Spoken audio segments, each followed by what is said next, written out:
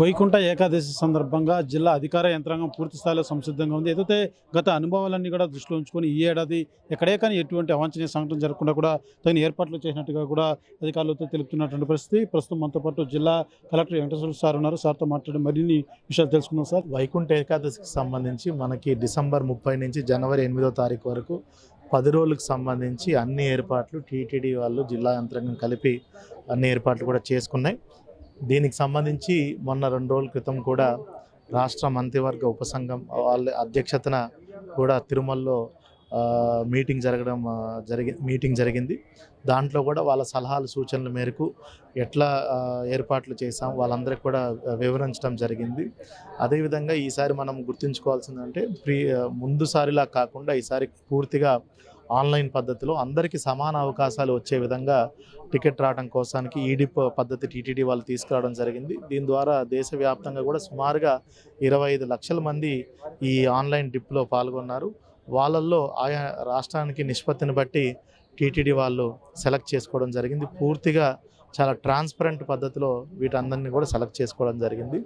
వీళ్ళందరికీ కూడా వాళ్ళ నిర్దిష్టమైనటువంటి సమయానికి కేటాయించిన సమయానికి కూడా మంచి దర్శన భాగ్యం కల్పించే విధంగా కూడా చర్యలు తీసుకుంటున్నాము.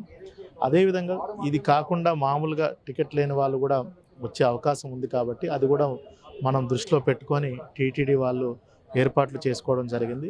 ఎక్కడ కూడా వచ్చిన వాళ్ళందరికీ కూడా ఎటువంటి ఇబ్బంది కలగకుండా ఒక రోజు కెపాసిటీ మనం చూసుకుంటుంటే 80 నుంచి 85 వేలు వరకు మనకి చేసుకునే పరిస్థితి. దాన్ని మైండ్లో పెట్టుకొని సాధారణ భక్తులకు ఎక్కువ సమయాన్ని కేటాయించి సుమారుగా 90% పైచిలుకగా ఈ 10 రోజుల్లో సమయాన్ని సాధారణ భక్తులు కేటాయించే విధంగా కూడా టీటీడీ చర్యలు తీసుకుంటుంది.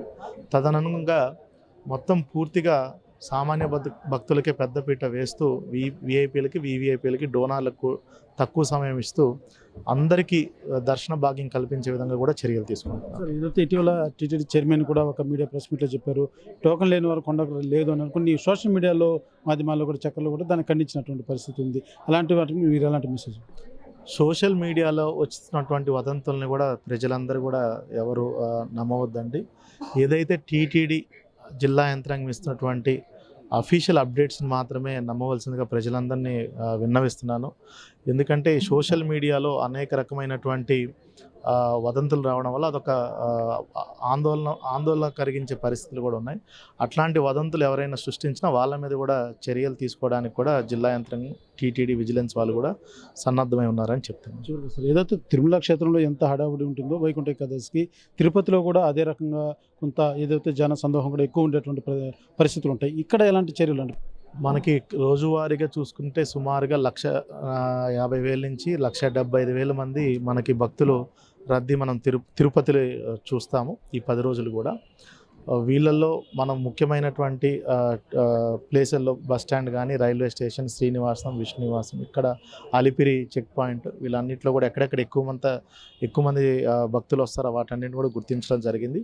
వాళ్ళకి నిర్దిష్టమైనటువంటి పార్కింగ్ ప్లేసులతో సహా అదేవిధంగా డ్రోన్ తర్వాత సీసీ కెమెరాలతో మేము ఏఐ ఇంటిగ్రేషన్తో చేసినటువంటి కమాండ్ కంట్రోల్ రూమ్ కూడా 24/7 ఇక్కడ ఆపరేట్ చేస్తున్నాం డిస్ట్రిక్ట్ పోలీస్ ఆఫీస్లో. ఎక్కడ భక్తులు ఎక్కువగా గుమికూడకుండా వాళ్ళకి ఫ్రీ ఫ్లో ఆఫ్ మూమెంట్ ఉండేటట్టు తిరుమల చేరుకునే విధంగా కూడా చర్యలు తీసుకోవడానికి కూడా పూర్తిగా ఏర్పాట్లు చేసుకున్నాం. Thank you. చూస్తాం పూర్తిగా జిల్లా అధికార యంత్రాంగం మాత్రం పూర్తి స్థాయిలో సంసిద్ధంగా ఉన్నారని చెప్పాలి.